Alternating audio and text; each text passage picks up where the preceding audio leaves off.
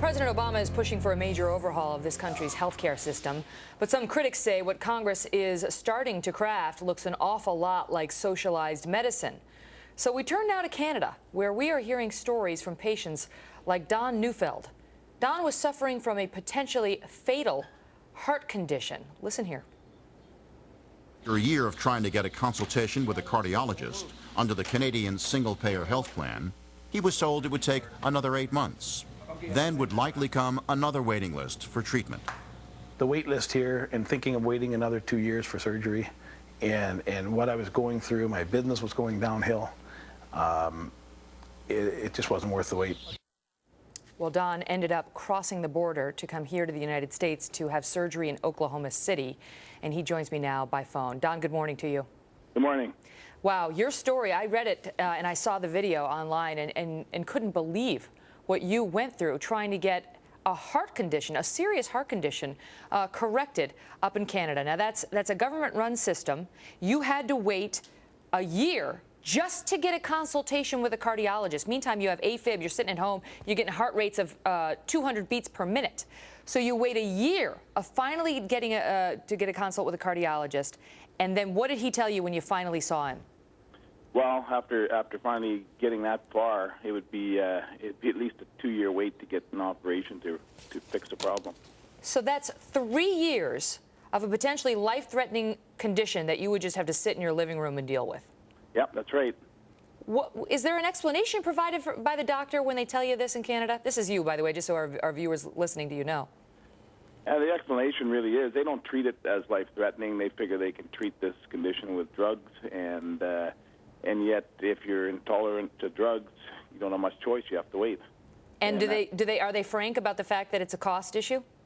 Yeah, not really. They don't really come out and say it's money. It's just time. It's a matter of waiting.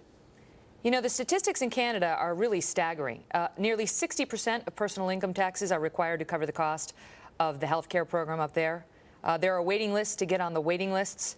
The median time to get referral to a specialist is 17.5 weeks. That's the median. That's basically, you know, if you're lucky, that's how long it'll take you. And so finally, your doctor tells you another 2.5 years on the waiting list, and you decide, forget that.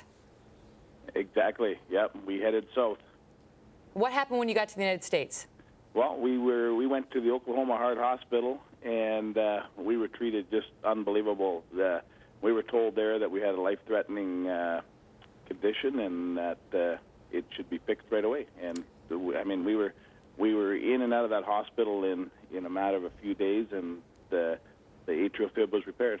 So the American doctor disagreed with the Canadian doctor that you could sit around for another 2 years treating this with drugs.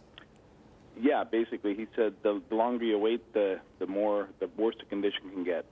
Don, do you think you would have died if you had not crossed the border and come into the United States for treatment? Well, it's a good question. I'm not a doctor, but I tell you, I sure wasn't feeling good, and things weren't going good. They were going downhill. How did you afford it? Because I know, obviously, if you come across here, you're going to be paying out of pocket. Well, I'm lucky that I could afford it. I'm self-employed and have some successful businesses, and I'm lucky I could afford it. Is it strange to know that even though you can afford it in Canada, that's not an option for you because of the way the system is set up? You can't just go and pay for it.